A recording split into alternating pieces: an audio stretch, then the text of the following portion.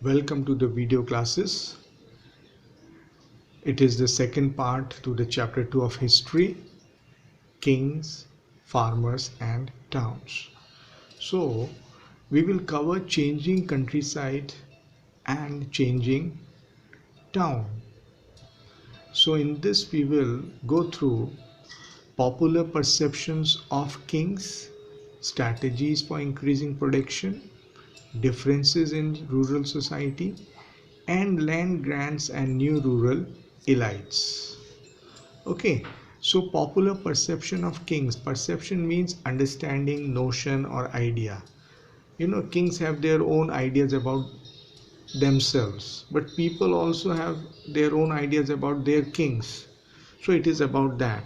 Now, the kings always thought themselves as divine. Divine means they are the representative of God upon this earth. So they presented themselves as superior and needed to be worshipped, bowed down before them. So first claimed by Kushans in 1st century CE Common Era, claiming to be Devaputra. So Kushan, we find the king Kushan, he claimed himself to be the Dev Putra, the son of God. And during 4th century CE, Prashasti composed to praise king in Gupta period. And Prayag Prashasti written by Harishena for Samudragupta in Sanskrit. So all these Prashasti means to praise someone, to appreciate someone. So kings always thought themselves as divine representatives of God. But what about the people? So from the oral folk tales such as Panchtantra and Gandhin to Jatak, which were written in Pali in first millennium CE. One story depicts about a wicked king collecting taxes and leading people to hide and live in forest. So from people points of view, many of them had the idea that kings are wicked, they are evil. Okay. Now, second point is strategies for increasing agricultural production. Strategies means to make a plan, to make a project so that agricultural production should increase. Now you should know, the more agricultural production will be there, the more taxes and revenues will come. So this will help king to have more wealth in his treasury. So here we find use of iron tip plowshare. As I told you in the beginning, it was the Iron Age era. It was Iron era. So iron was used in plowshare, and that definitely increased the productivity of the land. Introduction of transplantation of paddy. This is another important feature. Transplanting of paddy was introduced. Irrigation through wells, tanks and canals. So wells were dug, tanks were constructed, canals were dug. Hoe agriculture in semi-arid parts of Punjab, Rajasthan and hilly tracts in northeastern and central parts.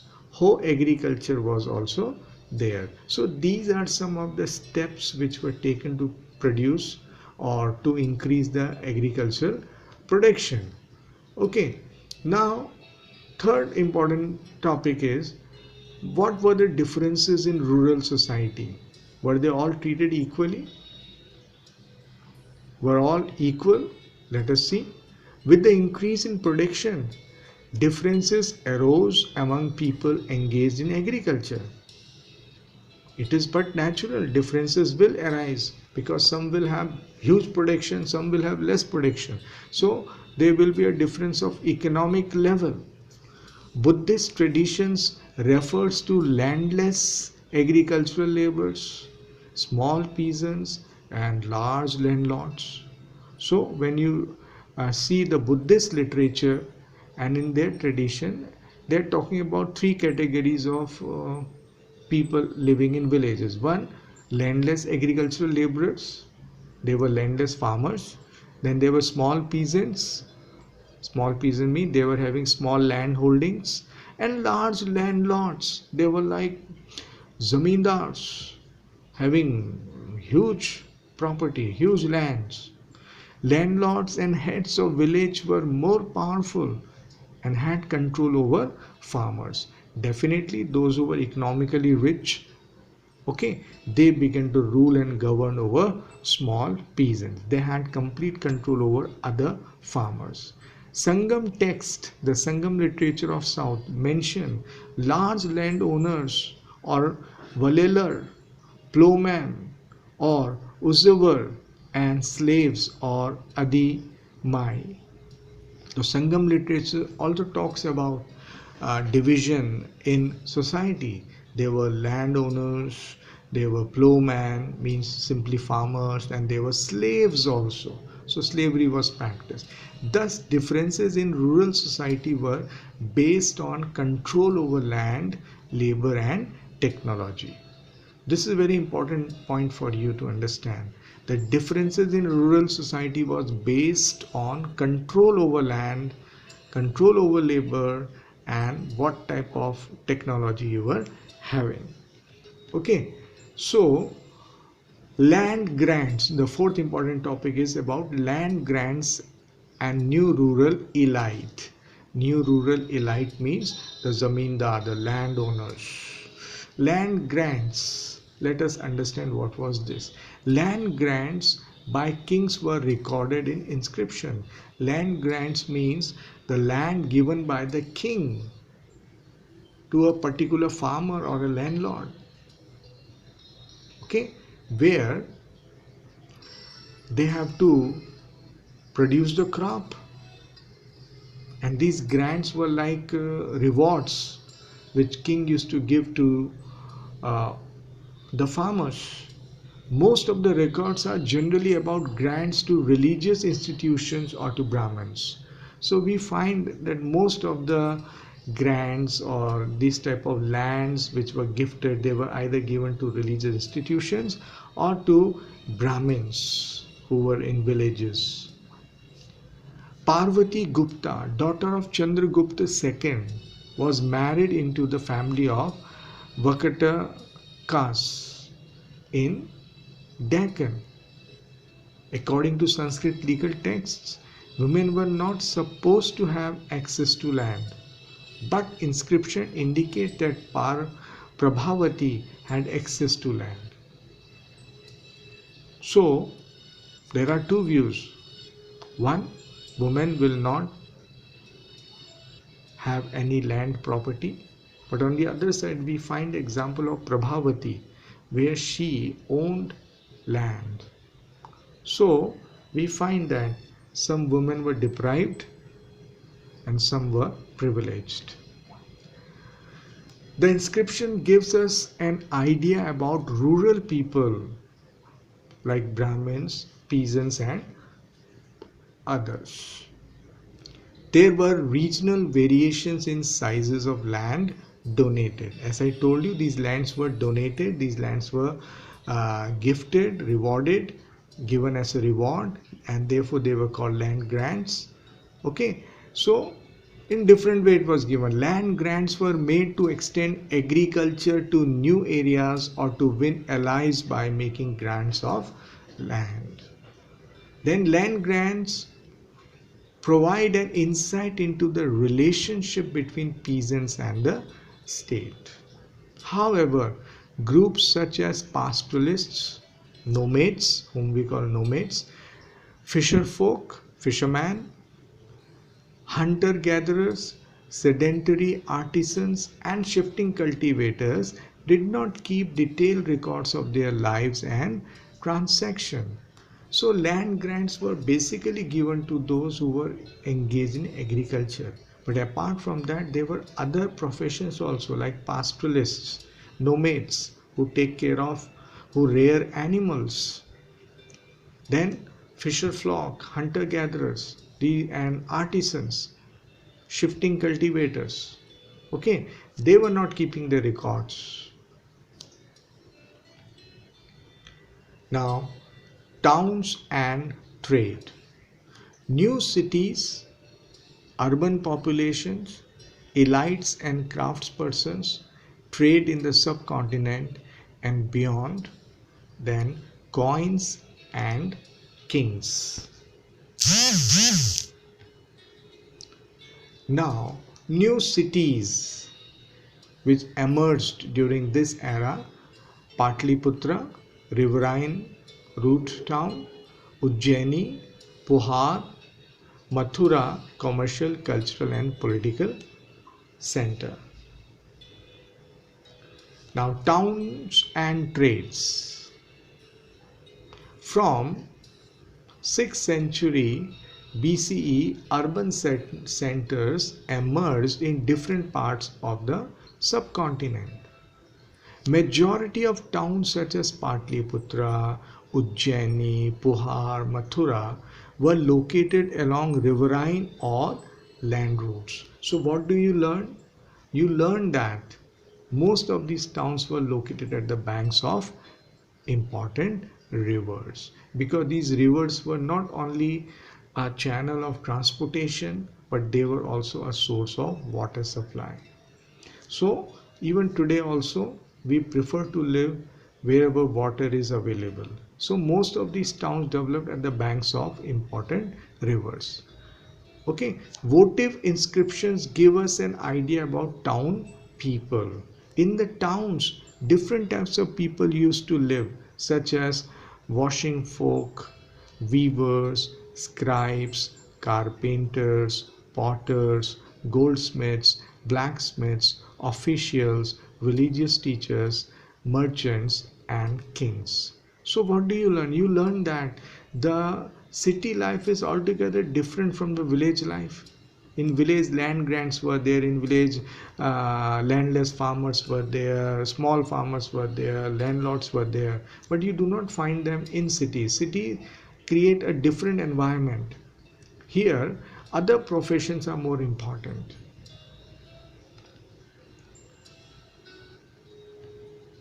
So towns and trades.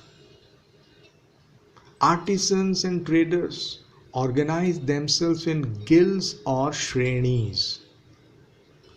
Guilds procured raw materials, regulated production, and marketed the finished product. So what do you learn? You learn that in towns, how the trade was carried out? It was carried out by the unions, which were called guilds or shrenis.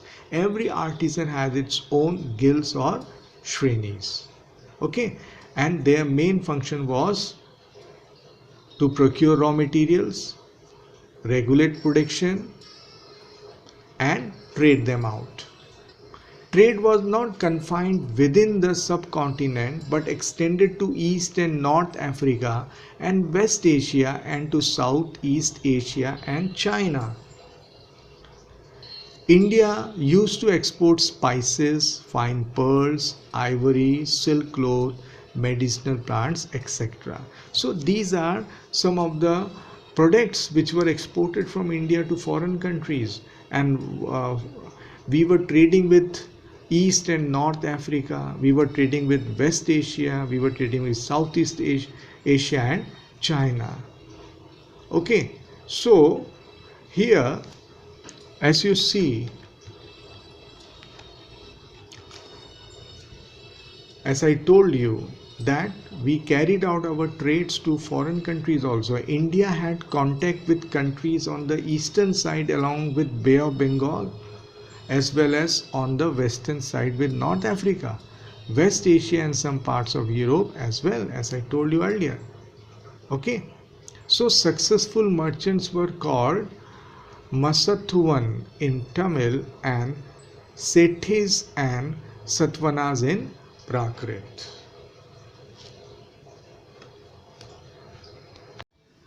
Now the question arises, how the trade was carried out.